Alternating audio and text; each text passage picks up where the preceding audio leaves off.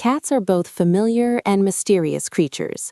They have lived alongside humans for centuries, sharing the same roof, sleeping beside the couch, and sometimes even guarding their humans, as if guarding territory. Yet, if you ask how cats truly perceive people, you often hear jokes like, cats think humans are their servants, or cats see their owners as can openers. Those lines are funny, but behind the humor lies a subtle way of understanding. In a cat's world, humans are not only food providers and not merely broken cats.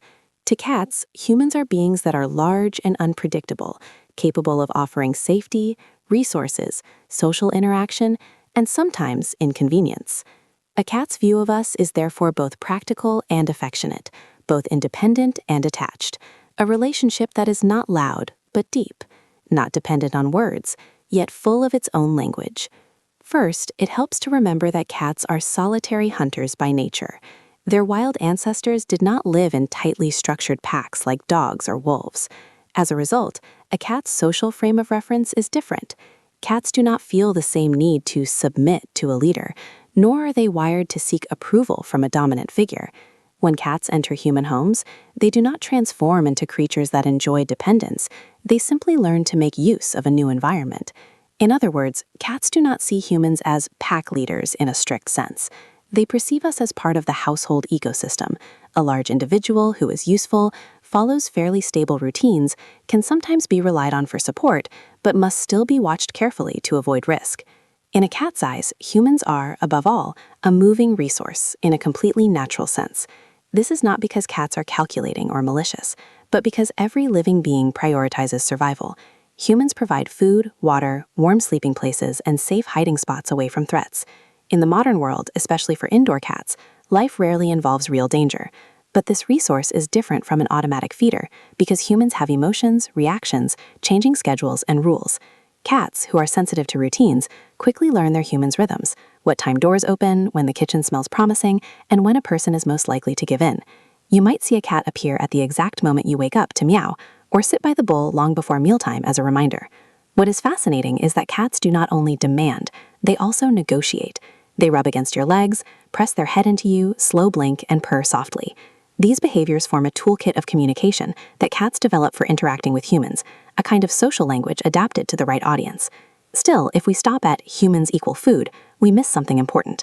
Some cats stay close even when they are full, seek their humans to lie beside them, and run to the door when they hear familiar footsteps. This suggests that, in a cat's mind, humans can also be a source of safety. Cats are naturally alert to their surroundings.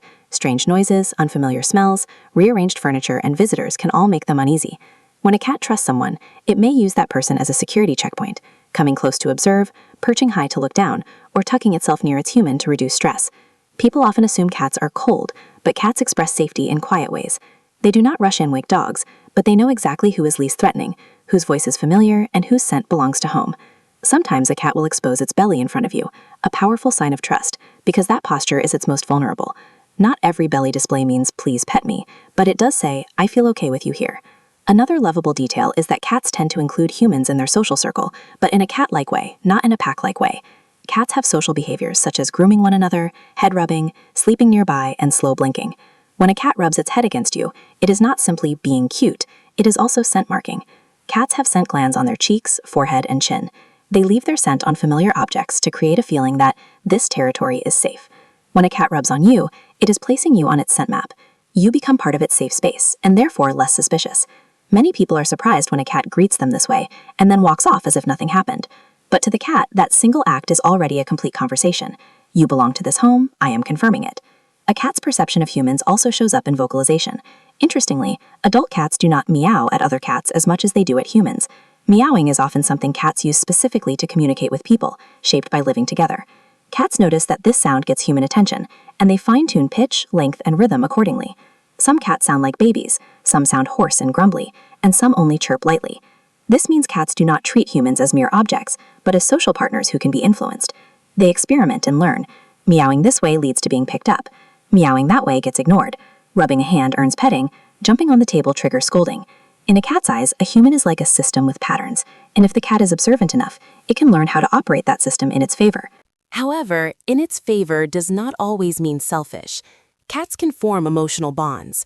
They recognize the difference between familiar people and strangers, between a cheerful voice and a tense one, between gentle hands and clumsy ones. Some cats lie near their humans when they feel sad, or hover around when the household is unsettled. We cannot assign cats every human moral concept, but we can see clearly that cats can link good experiences to a particular person and then develop preference. When you are the one who feeds them, plays with them, and talks to them, you become their person. And when a cat chooses someone, it shows it in distinctive ways, following like a shadow, choosing your room over others, sleeping near you even if another spot is softer, or slow blinking at you as if saying without words, "I trust you." Another part of how cats see humans is their constant evaluation of boundaries. Cats value control intensely. They dislike being forced, being held when they do not want it, and sudden loud noises. So cats watch humans to measure whether a person respects boundaries. If you constantly squeeze-hug them, shove your face in for kisses, or chase them, the cat may see you as annoying and unpredictable. On the other hand, if you let the cat come and go freely, pet gently in the right places, and stop when it flicks its tail or turns its ears, the cat will rate you highly. Many people say cats are picky, but it is more accurate to say that cats see humans as large creatures, and large creatures are dangerous if they do not control themselves. A cat does not trust you because you are strong. It trusts you because you are careful. And then there is a fascinating question. Do cats see humans as giant cats? Probably not in a literal way. Cats know we are different, our scent, our sounds, our bodies, and our behavior.